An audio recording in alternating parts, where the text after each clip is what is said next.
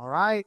Today I'm making a video with Ryan Sullivan. What's up, Ryan? Hey, Danny, long time coming here for this, man. I'm very, very excited. I've seen the behind the scenes. Now I'm actually in the scene. So, I mean, it doesn't get better than that, probably.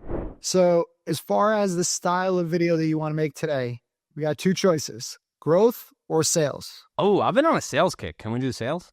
Yeah, hell yeah, we All can right, do all right. sales. I'll give you a couple of different hooks and you tell me which one you want to do. Ready?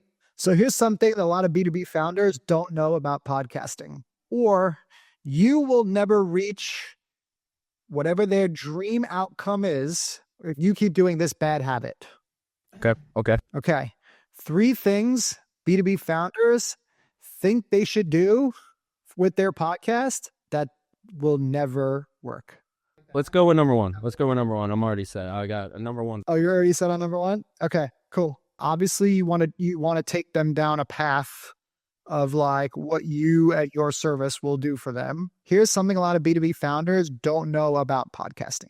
Here's something that B2B founders do not know about podcasting, but if they did know, it would probably change their entire perspective. First off, you're really good at this, right?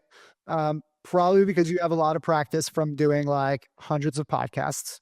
Right? Maybe. I would say probably 80 to 90% of what you said is completely valid. And like anything that is filler, we can pull out on the editing side. Nice. But let's just figure out how to like land the plane with a nice call to action. So like there's 2 ways that you can do call to actions, right? You could do call to action that is like, it's basically, I'm opening the door for you to just kind of reach out and say, come reach out to me and let's talk about this, right? The other way that you could do it is you could do a direct call to action, which tells people like, this is what I want you to do. And the difference between this is pretty subtle, right? The difference could be, so if this sounds like something that you want to do right now, or if this sounds like this, this sounds like this is something that can help your business or your podcast right now, hit me up. My DMs are open, right? That's one.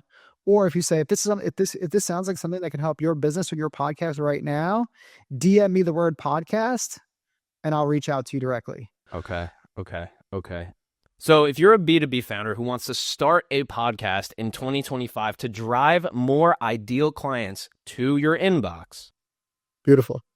Nice, man. Man, this is very different than podcasting. Here's something that B2B founders do not know about podcasting, but if they did know, it would probably change their entire perspective. And this is the audience problem. The problem is B2B founders see other founders with huge audiences and think, oh, that's what I need to be successful. But you don't.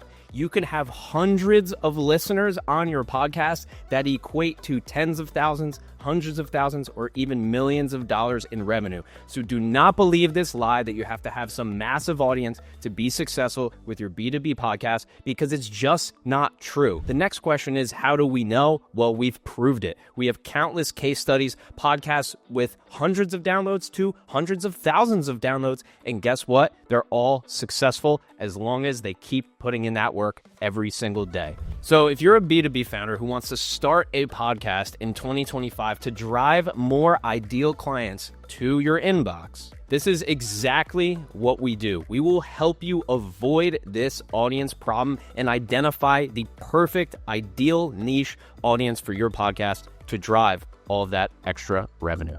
So DM me the word launch and I will reach out to you directly to start your new podcast.